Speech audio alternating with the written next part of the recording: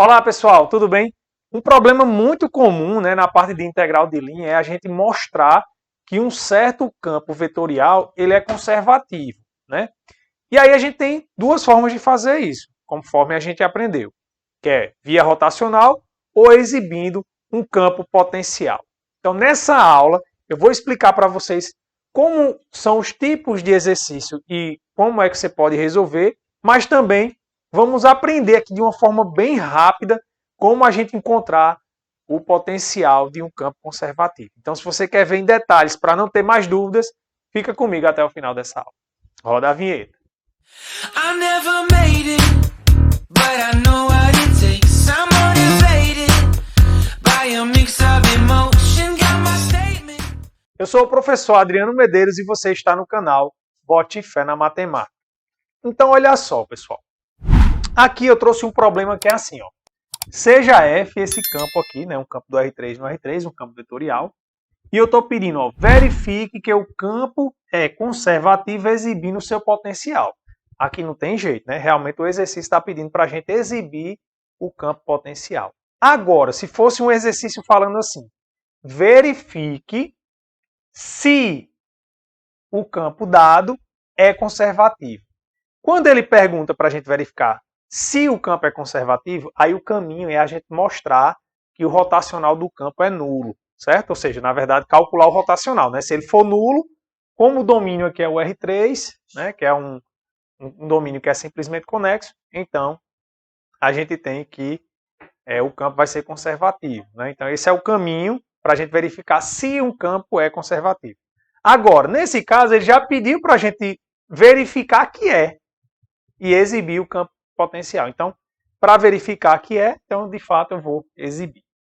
E o que é um campo potencial? Um campo potencial ou um gradiente da função f, o que é que a gente quer? Então, devemos encontrar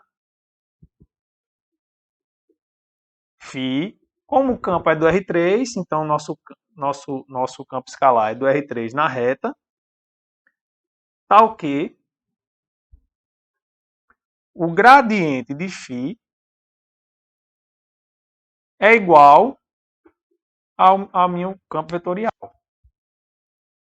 Tá? Bem, quem é o gradiente de φ? É um vetor, O vetor em que as entradas dele são as derivadas parciais. φx, φy, φz. E f, ó, é o campo que foi dado aqui na questão. Então, as coordenadas dele, ó, y² 2xy mais exponencial de 3z e a outra coordenada 3y exponencial de 3z. Tá? Bem, então daqui o que é que a gente tira? Para que esses dois vetores sejam iguais, eu tenho que a primeira coordenada desse tem que ser igual à primeira coordenada desse, a segunda igual à segunda, a terceira igual à terceira. Então a gente tira essa situação aqui, ó. φx, eu vou escrever até aqui em cima. Você fica, ó, φx igual a y², φy igual a 2xy mais exponencial de 3z, φz igual a 3y exponencial de 3z. Tá? Eu vou fazer dessa maneira aqui, Já tem um outro vídeo no canal em que eu ensino como calcular o potencial de um campo vetorial. Mas o Pedro hoje trouxe na aula de revisão, e eu agradeço demais aí. E por isso que é importante sua participação, Se tem alguma coisa que eu fiz aqui, você viu de uma forma diferente, manda para mim, que eu também te dou um feedback, o que é que eu acho daquela forma de resolver, E eu dei uma analisada com mais calma e achei interessante trazer aqui para vocês no canal, tá bom? Então também já aproveito aí, pedir o seu like nesse vídeo e você possa se inscrever caso ainda não seja inscrito. Aí olha só. Então a gente quer encontrar uma função φ que atenda essas três condições. Ora, aqui eu estou com a derivada de φ com relação a y. Então, se eu quero retornar para φ, o que eu tenho que fazer é fazer a antiderivada, ou seja, fazer a integral. Então, o que eu faço aqui é a integral de φx com relação a x, e para não alterar eu tenho que fazer dos dois lados, tá bom? Y ao quadrado dx. Aí o detalhe aqui que eu quero chamar a atenção também para vocês é o seguinte. Lá, quando eu fiz, né, usando a outra forma que eu faço seguindo um certo roteiro, digamos assim, né? Eu vou seguindo os passos lá e, de fato, a gente justifica, né, até de forma não tão 100% rigorosa, mas a gente usa realmente um raciocínio lógico de por que aquilo funciona, tá bom? Mas veja bem, quando a gente quer exibir um campo potencial, eu poderia simplesmente olhar aqui para o campo vetorial e da minha cabeça dizer, eu acho que esse aqui funciona. A única coisa que você precisa fazer depois é verificar que de fato ele atende essa condição, tá bom? Então olha só, essa forma que o Pedro trouxe para a gente consegue encontrar um candidato a ser potencial.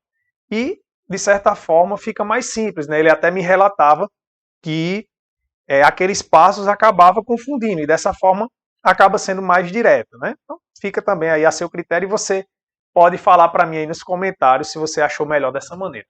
Olha só. Então, aqui a gente tem o seguinte, se eu estou integrando com relação a x e derivando com relação a x, né, a antiderivada, então vai ficar só a própria função, ou seja, isso aqui vai dar só φ de x, y, z. Tá? Igual. Aí eu estou integrando com relação a x. Se eu estou integrando com relação a x, y é constante. Então isso aqui sai da integral, fica a integral do dx, que é x. Então fica x, y ao quadrado. Tá bom? Ficaria aqui mais uma constante, porque a integral é indefinida, né? E aí, inclusive lá eu falei para vocês, como essa função ela depende de x, y e z, né? E eu estou integrando com relação a x, então as variáveis y e z são constantes, né? Quando eu estou integrando com relação a x. Então apareceria aqui uma constante dependendo de x e y. Mas eu não vou colocar essa constante, porque lembra, eu só quero encontrar um candidato, tá bom? Olha só, aí eu venho para cá. Aqui a ideia é a mesma. Eu vou pegar essa φ aqui, como eu estou derivando com relação a y, eu quero reobter φ. Então, eu vou integrar com relação a y. Aí vai ficar ó, integral de φy dy igual a integral de 2xy mais exponencial de 3z dy. Tá? De novo, né? Aqui é a antiderivada. Então, se eu estou derivando com relação a y, integrando com relação a y, um desfaz o serviço do outro. Né? Então, aqui vai ficar só a minha função φ. Eu vou colocar aqui embaixo para não ficar apertado. Então, vai ficar o φ de x, y, z igual, agora aqui, ó, 2xy. Eu estou integrando com relação a y. Então, 2x é uma constante para mim, sai da integral. E a integral do y é y ao quadrado sobre 2. Então, vai ficar ó, 2x y ao quadrado sobre 2. Mais a integral do exponencial de z. Isso aqui é constante com relação a y, então a integral de uma constante dá o próprio y. Então fica mais y exponencial de 3z. Aí eu posso simplificar esse 2 com esse 2, né? Vai ficar xy ao quadrado mais y exponencial de 3z. Beleza? Pronto. Então para aqui. Por fim, eu vou fazer a mesma ideia agora, né, para φz. Então eu vou pegar aqui e vou integrar φz com relação a z. Isso aqui vai dar integral de 3y exponencial de 3z dz. Pronto. Novamente, derivando com relação a z, integrando com relação a z. Né? Então, uma desfaz o trabalho da outra, isso fica só com a φ. Agora aqui, ó, integrando com relação a z, 3y é uma constante. Então, isso aqui sai da integral. Aí fica a integral da exponencial de 3z, né? Que dá exponencial de 3z sobre 3. Beleza? Cancela esse com esse, igual a y exponencial de 3z. De novo, né? Tudo aqui iria aparecer uma integral, uma constante, que dá depender das outras variáveis, mas eu estou omitindo. Por quê? Porque a gente está procurando apenas um candidato a ser função potencial. Pronto. E agora, professor? A gente consegue? Consegue. Ó. Então, quem é nosso candidato? Quem é a nossa função que vai ser candidata a ser potencial? Aí eu olho aqui, ó, nas que eu encontrei. Observe o seguinte. Aqui eu tenho ó, xy ao quadrado. Então, todos os termos que aparecerem, eles vão entrar na nossa função. Professor, e se aparecer repetido? Porque aqui apareceu repetido, xy ao quadrado e xy ao quadrado. Você só coloca uma vez, tá bom? Então, mesmo que ele apareça em mais de uma linha aqui, que é quando a gente fez, você só bota ele uma vez. Então, aqui vai ficar o seguinte, ó, vai ficar xy ao quadrado, aí aqui eu não vou repetir, né, porque ele já apareceu lá, mais y exponencial de 3z. Aí, professor, foi o que apareceu aqui também. Exatamente, ó. O mesmo que apareceu aqui. Então, não preciso repetir. Pronto. Então, isso aqui é um potencial, né, para esse campo F. Professor, e se eu quiser encontrar uma família de potenciais? Aí é só você vir aqui e somar uma constante. Tá bom? Então, se você tem um potencial e você adicionar qualquer constante a esse potencial, ele continua sendo um potencial. Beleza? Pronto. Professor, você está dizendo que isso aqui é uma família de potencial para F. Como é que a gente comprova isso? Ora, você... E aí, isso que é bom, né? Porque não tem como você errar. Porque você, olha, de fato está correto. Bem, ela tem que atender essas condições aqui, ó. Ou seja, a derivada com relação a x tem que dar y², a derivada com relação a y tem que dar essa soma, e a derivada com relação a z tem que dar isso aqui. Então, se bateu, tá certinho, bater e conferir, como diz a história, né? Então, olha só, eu vou derivar isso aqui com relação a x. Derivando com relação a x, ó, vamos, acompanha comigo. Isso aqui é constante, né? Ó, com relação a x, não depende. Então, a derivada é zero, a derivada da constante também é zero. Derivando isso aqui com relação a x, dá quem? Dá só o y², não é? Bateu? Bateu. Então, o φx está show. Agora eu vou derivar com relação a y. Derivando com relação a y, aqui vai dar 2xy, que é o termo que está aqui, mais, derivando isso aqui com relação a y, dá exponencial de 3z, que é o termo que está aqui. Derivada da constante é zero. Também bateu. E derivada de φ com relação a z. Aqui não depende de z, então a derivada é zero. Derivando isso aqui com relação a z, como y é constante, derivada da exponencial dá ela mesma, vezes a derivada do argumento com relação a z, que dá 3. Ou seja, então vai aparecer 3y exponencial de 3z.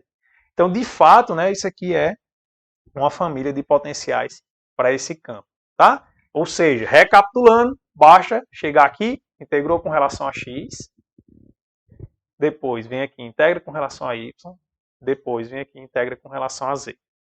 Pega todos os termos que aparecerem na primeira, na segunda e na terceira integral que a gente calcular. Os termos que aparecerem repetidos, a gente só considera um. E esse aí vai ser o nosso potencial. Tá bom? Então, espero que agora fique mais simples para vocês, né, em como encontrar uma função potencial para um campo F. O que é que vocês acharam? Gostaram mais dessa forma ou da anterior? Então, vou ficando por aqui. Forte abraço, fiquem com Deus e até a próxima.